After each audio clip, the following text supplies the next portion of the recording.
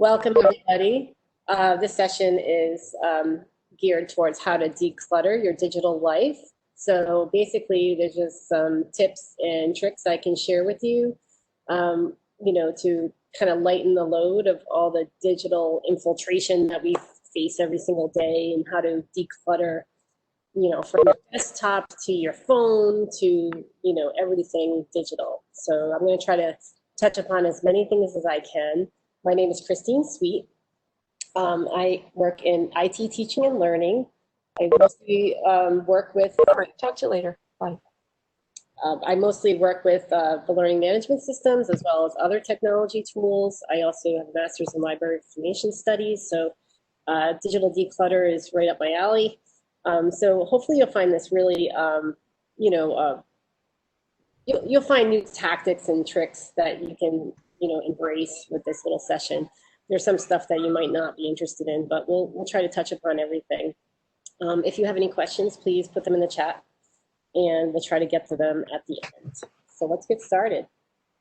As a reminder, please mute your microphone if you are not speaking. Thank you.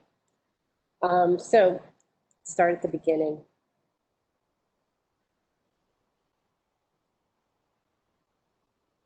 Okay, so by the way, I did this session, I have done this in the past. It usually takes about an hour or so, an hour 15 minutes. So I tried to really shorten it so that we can try to get it in within maybe a half an hour, and leave about 15 minutes for questions. So some of the demonstrations I might skip over so that we don't have to take up too much time. So I just encourage you later to review the slides, and you can try this on your own later. I will also have a quick guide that will give you the tips and tricks guide later as well as in my resources. So I thought this was funny. Albert Einstein once said, if a cluttered desk is a sign of a cluttered mind, of what then is an empty desk a sign of? Which is pretty profound, because, you could look at it that way. But the way I look at it is an uncluttered desktop clears the space for us to be more creative and productive and present more to our daily life. So my philosophy is unclutter, so you can set your mind free to be open to not be distracted with a lot of the digital distractions we're encountering every single day. So here are some of the tips that I would offer.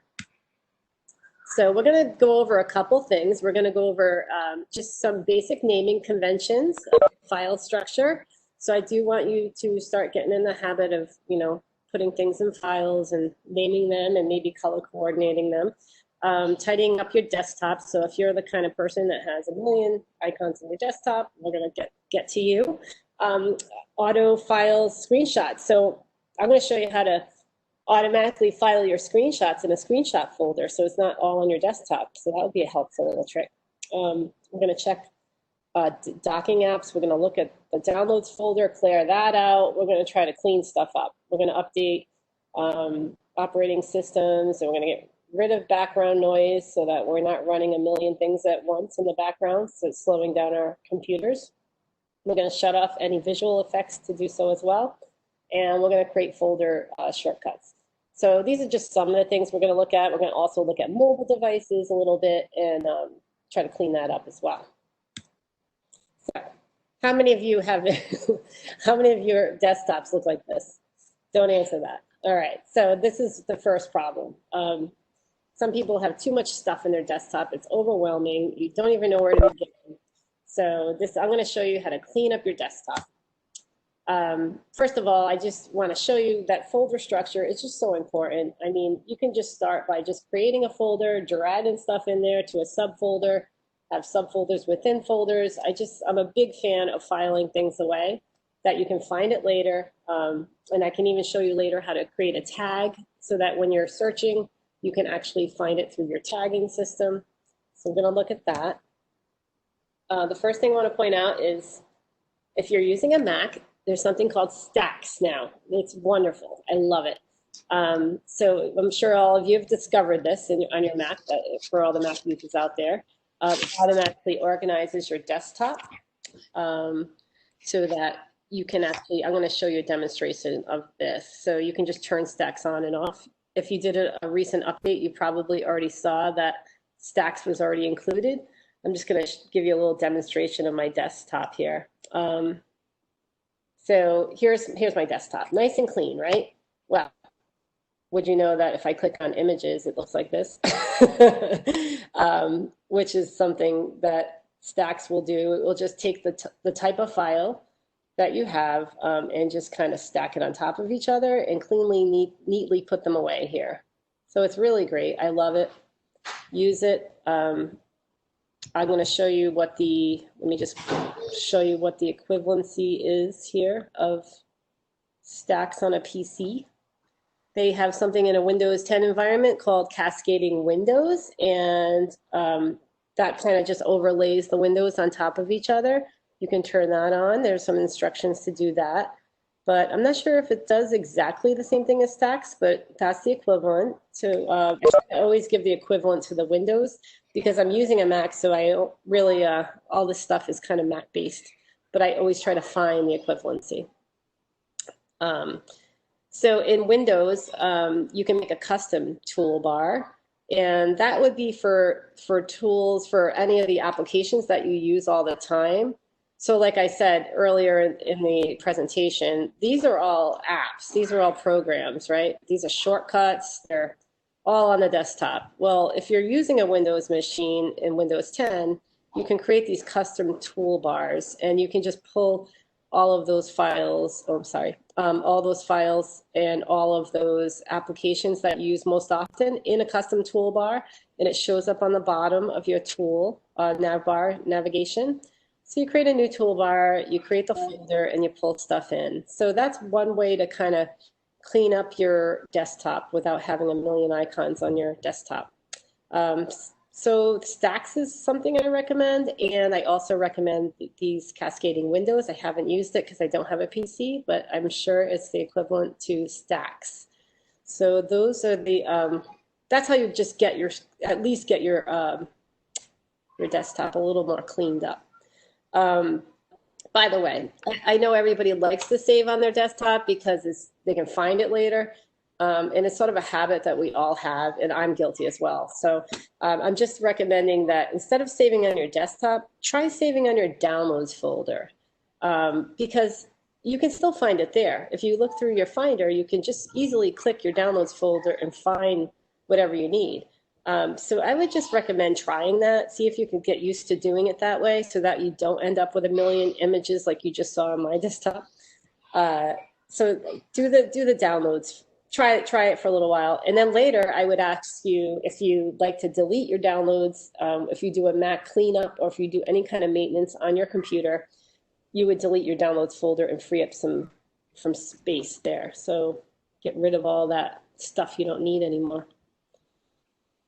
So some naming convention tips and tricks. This is a cool trick, is that you can put these special characters in. Sorry, those are my kids. They're a little bit loud. You can put these special characters in front of the actual names, and they can you can organize them in a way that will come up in the top of the pile, the list. So you can have, using parentheses, you can make something active, some kind of file that you access all the time. Or you can do this with folders or file names. You can use the brackets for something that you sometimes need access to. So this is just a way to organize your folder. There's tertiary, you can, for rarely and old ones, you can use a slash. But this is just one way. I'm going to show you what this looks like because it's hard to understand it unless you actually look at a file. So let me go into something here in a document. So, okay, let's go to Adobe. All right, let me just put anything here. Let's go to something where I have a couple more. All right, so here's a lot of stuff in here. So if I say I want to access this banner all the time, if I put some parentheses around these in the file name, all I'm doing is clicking in the file name, and then I click away. It just brought it up to the top. So, which is really cool. And then say I use, I want to access this iCloud folder all the time, but not as often as I do the other ones. I can just put brackets around and it comes secondary. So you can play with this. I mean, it's kind of cool. You can actually move, because it usually goes in alphabetical order. And if you just want to put some stuff and organize it in a way where things come up to the top, that's how you would do it. It's a nice little trick. Hold on one second. I'm just going to remind my children that they have to be quiet.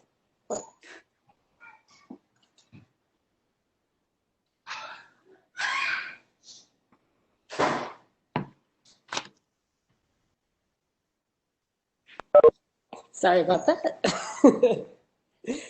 All right. The benefits from working from home.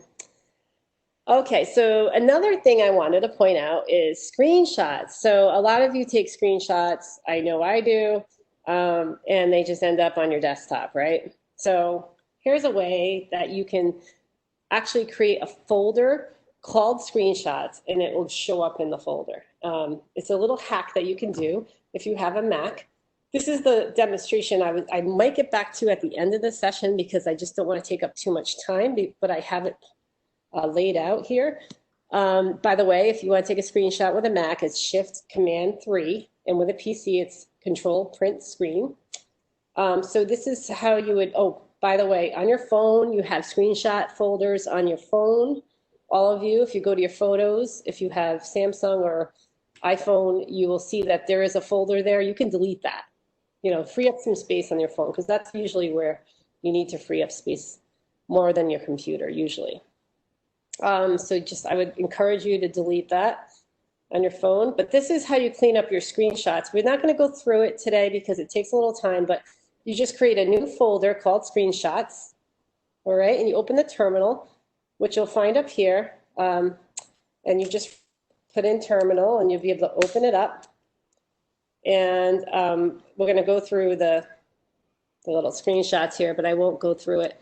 And basically, you're going to copy this. You're going to copy this right here in red with a space at the end, and you're going to put it in the terminal, and you're going to drag that new folder into that terminal window, and bam, you're going to be all set so that your screenshots will always go to that folder now. And you'll have a folder called screenshots in your My Documents. I know we didn't kind of walk through it quickly, but there'll be a screenshot folder in here now, and it will make all the screenshots go into that folder from now on. So it doesn't show up on your desktop anymore. You free yourself from screenshots on your desktop. It's wonderful. So later, when you get this documentation, please try it out. All right, so external hard drives.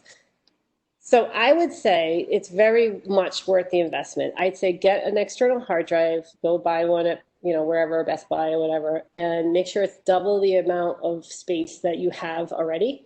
So you can always have extra, you know, you need to back it up. So you need it to be bigger than what you have. So you're going to grow from here. So you just double it. Whatever space you have already, you can just check it out and then say, all right, I need 2 terabytes of, you know, for my backup. So just make sure you get the right size. You don't have to go crazy. Not a lot of people use that much space. I use it because I have a lot of videos and videos that I edit, but other people might not need such a big device. And it's actually come down in price a lot. And just run the backup on your computer on a regular basis. I like to back it up I use a Mac, so I use Time Machine, and I back it up on a schedule. And if you're using a PC, you could do the same. But I do recommend that you back everything up. I'm not a big fan of paying for storage, for cloud storage. I feel as though I don't really need to. I don't need to buy storage from Apple because, you know, to put my photos there, because I can back it up on an external hard drive. So I'm a big fan of backing up my files. And now I want you to go through your files and actually the grueling process of saying, oh, we just don't need this stuff, right? You just want to delete stuff you don't need. You just schedule a time, kind of like a spring cleanup. You know, you just schedule it. You just go through your machine. You're like, let's just get rid of stuff. And you'll feel better. You'll feel free. You'll feel like lightened. You'll be more inspired to be productive.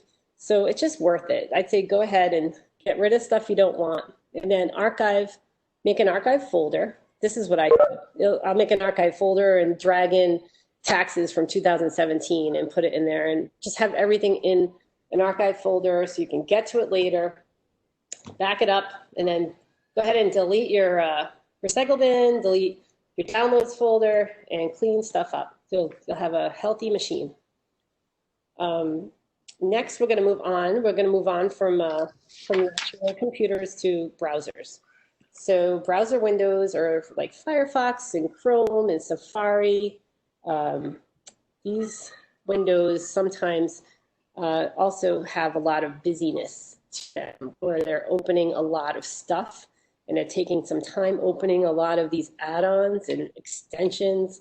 So if you don't realize that you have this, you can check this out yourself. You have to go in and you can see what you have for browser extensions right now. And you'll find these up on your, let me open up a window, a new window, just so you can see. So, so these are where the extensions are. I don't have too many right now. There's a couple running. These are always running in your background. So that's why you want to just make sure you want to go to manage extensions and just check out to see what you have. I must have gotten rid of quite a bit of them. I think I have a lot more on my Firefox for some reason, because I use, that's another thing I like to do, is I like to use two different browsers for two different purposes. So I'm using Chrome for all URI work. So I keep Chrome to be just my URI browser, just work stuff. And then I go into Firefox and I make that just my own personal stuff. So if I save things into this browser, or create shortcuts or bookmarks or anything I do in the Firefox browser, I am keeping it separate from my work browser. So that's one way to separate work-life balance and keep yourself sane, so that you can remember, oh, if I'm going to pay my my Citibank card, it would be in Firefox, not in Chrome, just to keep yourself sane. But I just wanted to point out that you do have a lot of stuff that you can check out up here. This is something that I put in called Light Beam, and this just tells me who's crawling into my space and watching my every move. So these are like little add-ons that you can put in.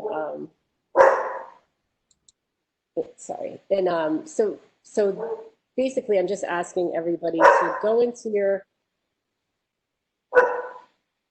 these and just go in and see if you can delete any. Okay, I don't want. Hold on one second. Lucas.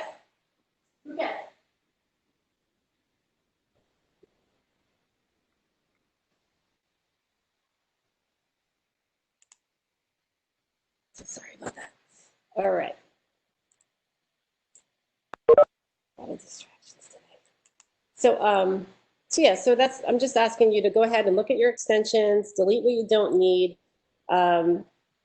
You can pin tabs. This is interesting too. I don't know if anybody has done this. If you're the kind of person that wants to keep your tabs open, I know a couple of people that do this. They have tabs open for everything. They just want to open up their browser's windows and just have their tabs ready to go. There can be, it take up a lot of real estate when you have it like this, all these tabs open. But if you right click on them, you can say pin. And when you pin a tab, you'll see that it just turns into these little helpful training on decluttering, right? Little icons here. And you can, yeah, they were detected today. Yeah. Hold on, let me just see if some of these meeting. No, that's all right. So hold on. That's fine, yeah. So yes, that would be another little tip that I would share with you. At 1, I can go earlier. Doesn't matter. Go whenever I want. If somebody's talking, could you please mute your microphone? Yeah, where do you want to meet? Let me try to do it. It's Joanne.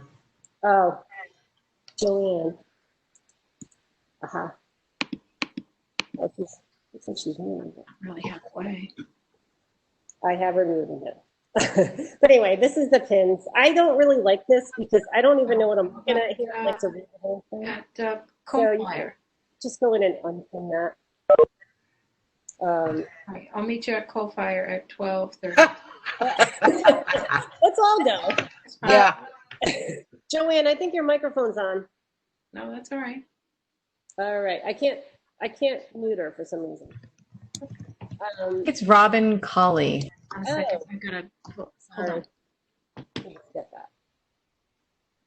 Put Robin in. Oh, okay, got it. Thank you.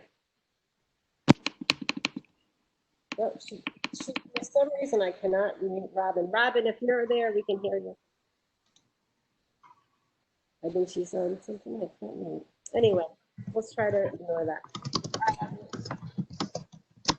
So going back to pinning the tabs, this is something that you could do. I don't really like doing it because I can't read what's up there. That's for people that love to have a million tabs open, but as I'm trying to tell you today, please don't do that. Probably not a good idea. You got to unclutter your mind. Just keep open what you need. So clean up your bookmarks. So I don't know if all of you use bookmarks. I have a bookmark manager here. What I did was I put stuff in here. I put folders in. I don't even know if anybody knows about this, but you can put folders into your bookmarks. So I can go to accessibility and I'll have some stuff on accessibility here, or your comp, and I'll see, I'll have a folder for that. So this is a great way to create, to structure your bookmarks so you can find stuff later, right? And to give you a little example of what that looks like, here's a website that I want to bookmark. So let me, hold on. All you have to do is, let me just go to any website. Let's go to just Kojo.com or something. And say I want to bookmark this. So Kojo is up to the top. You can just bookmark it here. And then instead of just saying done, you can go ahead and pick a folder, right? Or you can choose a new folder for this. And it could be, we can call it newspaper, or we can put articles. For news articles, and then that way all your stuff can be in one spot. So when you're bookmarking, just be thoughtful about where you're bookmarking so you can find stuff later, right? There's also, this is where you can edit your bookmarks by just clicking that ... This is Chrome, by the way. If you're a Firefox user, you can also do that. If I want to bookmark this, you can do it here. They do something different in Firefox where you can use tags. So you can say, maybe I'll do data sets for this one. This will be a good tag. And then you can put another tag that says, let's see what else.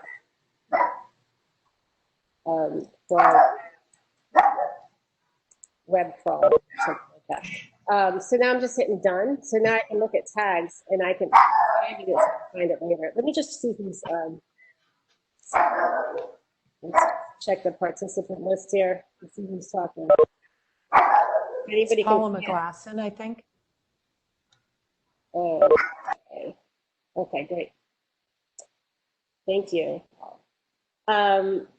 So, and then let me just get back to, so the bookmarks. So that's really nice to use tags to find your pages easily, use folders. I do it all the time. So just really organize your bookmarks. If you organize everything, you'll make your life easier when you're looking to find it later. This other new tab look and feel where you can say, all right, every tab I open, I want it to have a new background. This is something that you can do. It's a Chrome extension. It's just something that I don't really think it's that important, but if it suits you, you can pick a new background for a different, and you can, for different looks and feel that you want. So say like, I have a whole bunch of tabs that I want to automatically open that is just my social media tabs, and I want some kind of background image to reflect that. You can go to that granular way of really developing a system so that you just open a tab with the tabs already open for you. But I just discourage doing that. I just think that you shouldn't open websites unless you actually need to use them. Again, it's a distraction, and it opens up too many things at once. Cloud storage. We're going to go to cloud storage quickly next. If you have questions throughout this, please use the chat. I'm trying to get through it in a way that's not rushing because I usually have more time for these things, but I'm just touching on the things that we need. to know about. So let's start with Google Drive. So this is a big one. Google Drive is, I live and die with Google Drive right now. I am using it religiously, right? So it's really important. This is a whole nother section a session we can do about Google Drive and folder structure. But people always tell me, oh, I can't find my stuff in the Google Drive. I think it's because people just don't save properly in Drive. Okay. So looking at a Google Drive folder, just so you all know, this quick access can be shut off. This might confuse people because it looks like just folders are just showing up here and files are just showing up here. This is a quick access, and you can go into the settings and manipulate those settings and shut those off. You can come down here, and what I do in Google Drive, I always create folders and I always color coordinate them.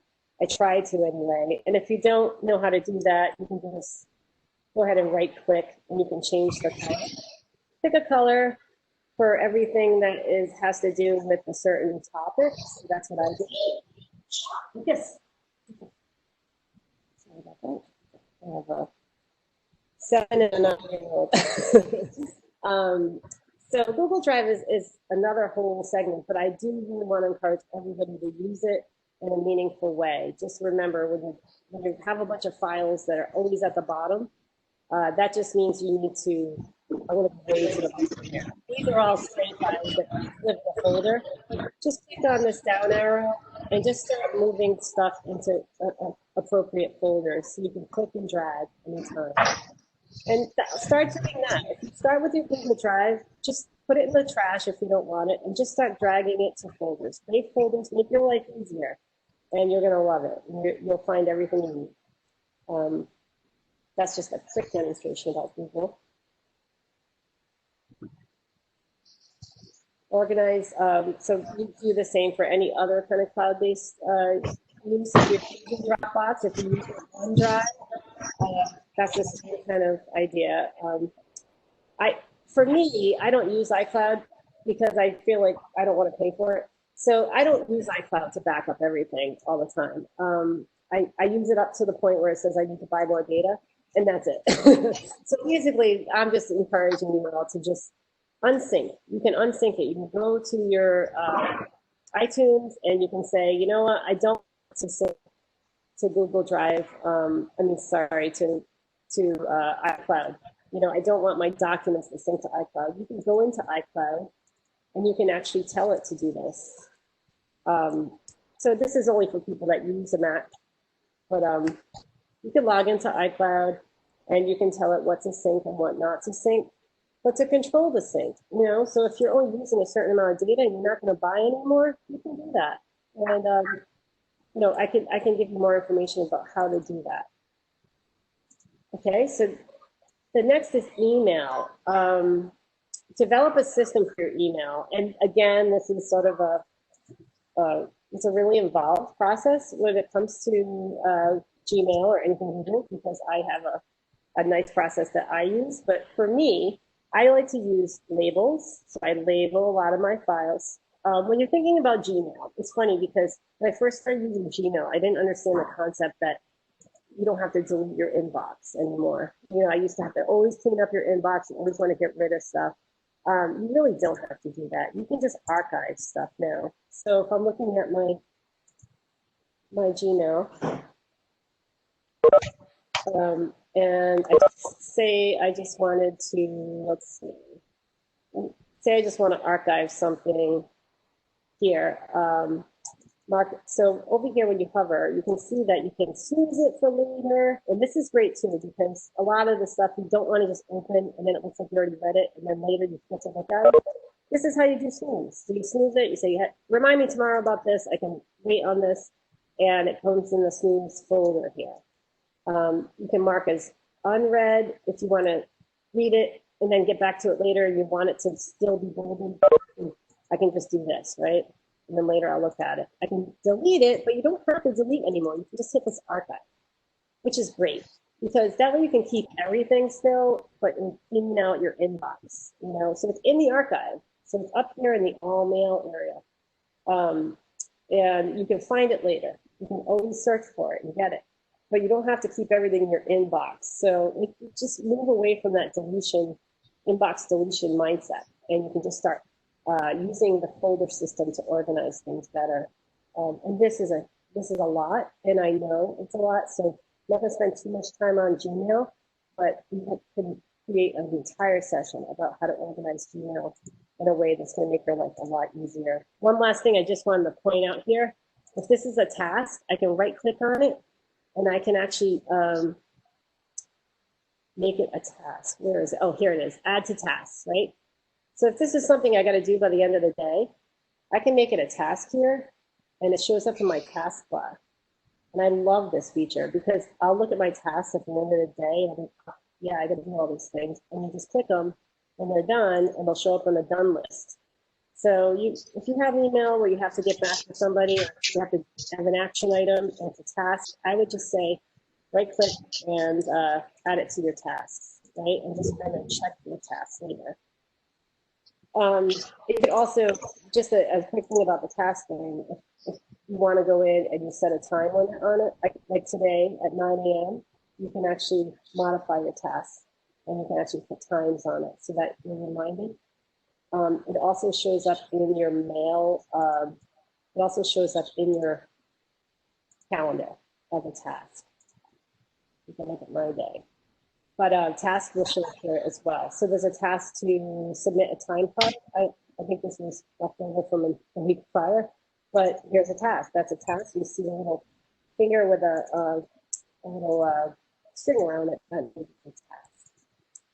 Just to give you that little short thing about developing a system for your mail. Just try to start with that.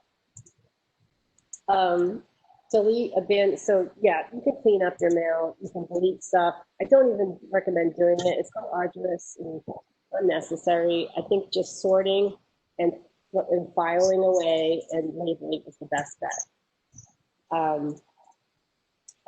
If you're using some other mail besides Gmail, and say you're just using like my personal mail, you can go and you can search by a person's name, and then you can delete all of them together.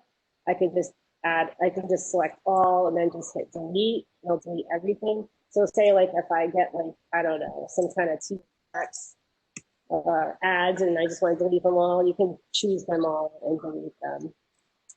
That's just a little tip on how to delete by sender.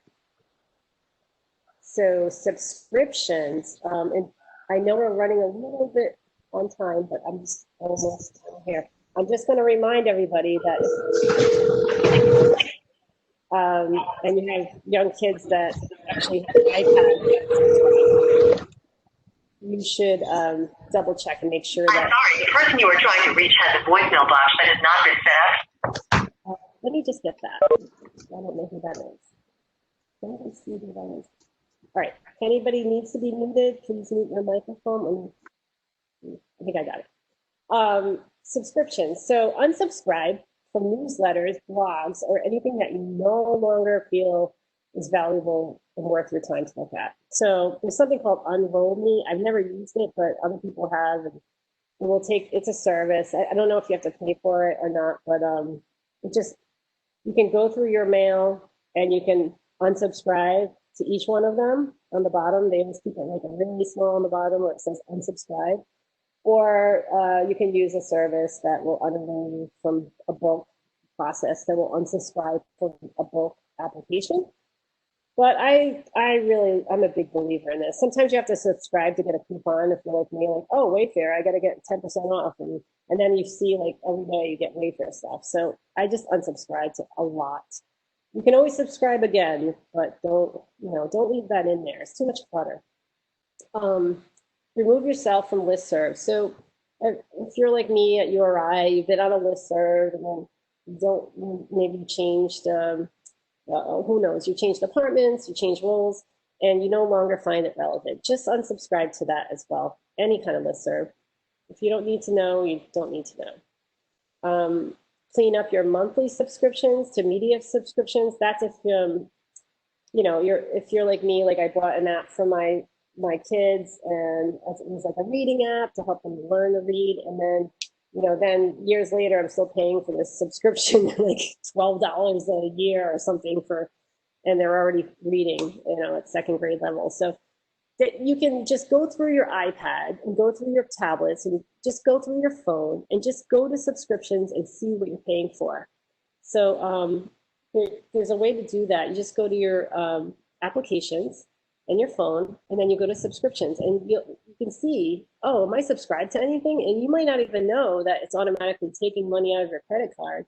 You could be subscribed to a lot of things. So just go in and check that. That'll really help you to organize what you're already subscribed to. And plus, if you don't need that application anymore, and this is another thing I didn't get to cover, go through your iPad and delete these apps. You don't need them. Just get rid of them. You don't need all those icons. So just delete the apps. Background noise. That refers to why everything's running so slow. So if you're complaining about, geez, my computer is just not downloading, or it's just running slow, and the internet's not working, it's just not loading. There could be a lot of background noise. That means there's a lot of stuff running on the back end of your computer, because maybe during the startup process, maybe you're loading Adobe Creative Cloud, and you're loading, Dropbox, and you're loading, a million applications. So go in to, if you're working on a PC, you can go in and you can modify your startup applications. If you're working on a Mac, you can do so as well. There's something called Activity Monitor. You can go ahead, and I have a link here on our support that will go to Apple support for both of these. And you can go in and figure out how to limit your activity in the startup. And you can go to your terminal. This little up in the right-hand corner, there's always the spotlight. If you want to just activity monitor, you can find it right then and there, and it can just give you an idea of what's going on here. Your CPU is that's the that's how long it's taking for something to load. That's where it's getting slow. This is what you have to pay attention to. There's a lot of stuff in here. I mean, if you don't know what it is, don't worry about it. But it's something that you can check on your own. You can actually go to the bottom of your docking station, and if I don't use Pages and I don't need to load Pages on every single startup of my app, I can choose to do that. You can go to options. You can say remove. See how it says open at login? You can remove from the dock. If these things don't need to load on the dock, just remove it. You don't need stuff on the dock that you're not looking at. So I would say remove most of the stuff. Don't worry, it's not removing it from the Mac itself. It's just removing it from the dock. So feel free to clean that up. We have a couple more. I'm not going to go to, I don't think I have too much time for the phone, but like I said, go through your docking station, figure out what you need, right click on it. If you don't know how to do that, just always right click. If you're on a Mac, so right click, you hold down the control key and you select it. That's how you right click on a Mac. Delete apps and mobile devices on your, to free up space. You can do this on an Android or on your iPhone. So basically I'm telling you, just go through your apps and delete what you don't need. You definitely, you'll feel better about it. You'll free up a lot of space. It's taking up so much space. And maybe you're buying more data because you're like, oh, I need to buy a bigger phone with more, I need more storage space. But you really don't. You can get rid of some of this stuff. Some of the apps you can keep dormant until you want to use it, so it can stay in the cloud, and then you can pull down from the cloud when you need to. So you can just don't load everything at once. Turn off all your notifications. I do this all the time. I used to have my Gmail notifications turned on my phone, and I would see work emails all day long. I'm like sitting on the beach and can't help but look at them. So my new thing is, that's it. When I'm not working, I'm not working. So just turn off your notifications. Give yourself that break. Give yourself that break from the constant interference in your brain waves, and keep your phone out of your room at night. That's another thing. Don't let those little beeps there, they get into your subconscious, and these notifications, they trigger they trigger these cortisol levels to increase, whether you know it or not. And it's not good for your body. So the light is not good. That blue light that keeps you awake, messes with the melatonin. Keep your phones and devices out of your bedroom. I would even recommend keeping a TV out if you can. Notes. So I use a lot of notes. You can use notes that come with your machine. I'm sure you have these little stickies if you're a Mac user. There's actual stickies. There's actually notes, something called notes in a Mac. There's a ton of stuff you can use out there. Google Keep is great. It's right in your G Suite. I use Google Keep all the time because it shows up on your on this bar here, the taskbar. And here's Google Keep. So if you see, you can have Keep here. I can do a lot of things here. I even make my notes different colors so I know what category they're in here. You can open them in Google Keep like this, just by hitting this launch, and then you can see that these, I can have recipes in here. You can do anything you want, but it keeps it like tiles, which is nice. You can make a checklist. You can make them, numbered or whatever you'd like. So I recommend using notes. Don't even use scribbling on paper anymore. I just use this stuff now. It's just easier because it goes on my phone. It's portable. Everything's cloud-based. So social feed, this is where I get into just get rid of, unfollow all these advertisers or celebrities or anything that you don't need. Just rid yourself of all the stuff that you don't need to look at in social media. I'm not a big proponent of social media. I don't like it, to be honest, but everybody else does. So these are my recommendations, is just go through it, unfollow it. I had like Deep River chips in there because, I thought they were great, but then I'm like, why am I still following Deep River chips? There's nothing wrong with following them if if you want to, but it's just, again, it just adds too much into your day to day to get through. So if you get rid of stuff you don't need, you feel better. You can go into your preferences in Facebook and you can select to unfollow any of the advertisers. That's what you should do. Just go in and do that. You'll feel better about it. You'll make, your feed, your daily activity feed when you're looking at Facebook won't have all these ads in them anymore. Nice. Twitter is the same thing. You can curate your tweets using lists, and that's over here where it says more. So you can go through that and see who you're following and not following. You can actually create a list called, friends or family or customers or news, and, make folders and lists for that so that you file away in appropriate spaces. You can just abandon social media altogether, and later maybe you can all watch this little TED Talk about that, which I found really interesting. I liked it. I'm not sure if people can do this, but maybe you can just try for a weekend. Project management, and we don't have too much time for that. Thank God it's close to the end, but I'm just giving you some recommendations of what to use. I use tasks all the time to manage projects, but that's not something that I can share with the rest of my team. Not yet, anyway, with Google. Who I would recommend for something that's a team-based project management tool is just to use maybe Trello. We like to use Trello in our group. People use Evernote. There's a lot of stuff out there that you can look into. But it is nice. Even people use Teams, Microsoft Teams. We have that here at URI. You can check that out. But it is nice to be able to create projects and have others involved. And Trello actually is a good choice for that because it creates a way for people to get, you ping them through their email to let them know that something's been added. So it is a nice way to manage projects with a team. And I just tell people to just set up some calendar reminders just to say, I'm going to stay decluttered on this date, and just put it in your calendar. And then you'll be like, oh, yeah, okay, I have to do this. It's on my calendar. So you can go through this presentation again later, and maybe you can go through everything and say, all right, what can I do today to help myself declutter again and to reboot and start over? And that's it for now. And if you have any questions, I'm happy to take some questions. I'm not sure if anybody put anything in the chat. I can look in the chat. All right, there's a lot of stuff. Okay, if anybody wants to open their mic and just say what their question is, that's fine too. That way I don't have anybody to moderate this chat for me.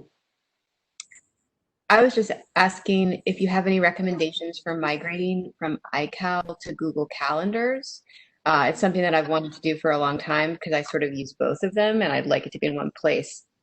That's a great question. Yeah, so which one do you want to use more? Or which one do you want to integrate to what?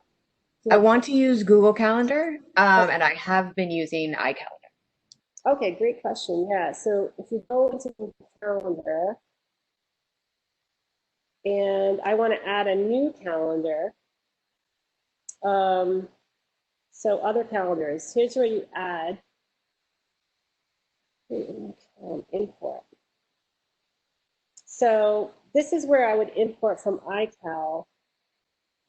Select the file from you. So what you would first do is, I haven't done this yet, so this is kind of something that's been on my list as well. But this is mail. Sorry, oh, I opened the wrong one. Here's the iCalendar. So if I want to export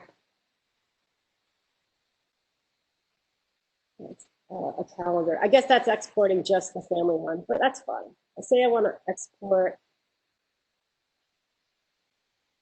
a calendar.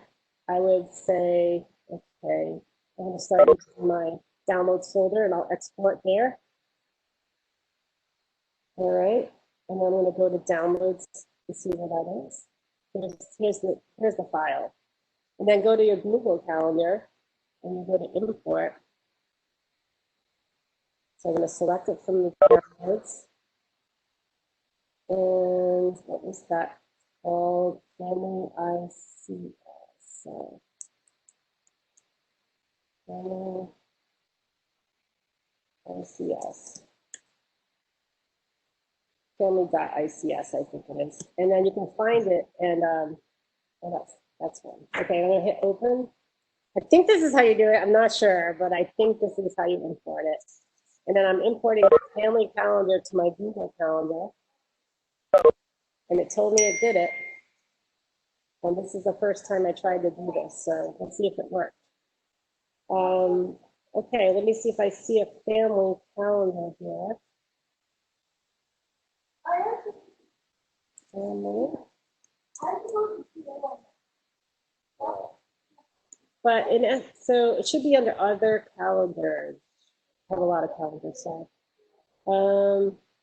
I think what might have happened is that you imported the events into your Christine Suite calendar. Oh, I did. Okay. So I think maybe you have to create a new calendar and then import into that. Absolutely right. Awesome. Cool. Thank you. This is really helpful. I just tried to do that without even trying. So yeah, you're right. I probably would have looked it up first before I did it. But yeah, I think it's a pretty easy process though. But you're right. Awesome. If I made a new calendar, that would have made sense. And then I bring it in that way. Thank you for just doing that. I really appreciate it. Now I got everything in there. That's all right. Anyone else? Let's look at some of the questions. Is Unroll Me safe? So yeah, no, I haven't used Unroll Me. I mean, I imagine it is. I just think it's a paid thing, and I know it's like grueling to go through and unsubscribe to everything. But if you want to look into it, it's one thing that I found that people do recommend. So I'm not a proponent of anything paid. I think it's easier to do stuff on your own. But if it makes your life easier, Unroll Me might be the way to go if you have an infiltration of too many subscribed, advertisers. So I'm not quite sure. I'd have to look into that a bit. Yeah, are you comfortable with your data and privacy? Yeah, again, if you're uncomfortable with that, or I haven't done my research on that because I haven't used it myself, but I guess start out with just unsubscribing your own stuff and see how far you get. Maybe don't even do Unroll Me. If you have not that many, it's not a big deal. And like I said, filter your emails so it says, like if I put Wayfair in the search, I can look at that, delete them all. You can delete them. You can go in and say unsubscribe. You might be on a couple of different lists from the same advertiser. And I love tasks, making the list. All right, great. Where do you click? Tasks is great.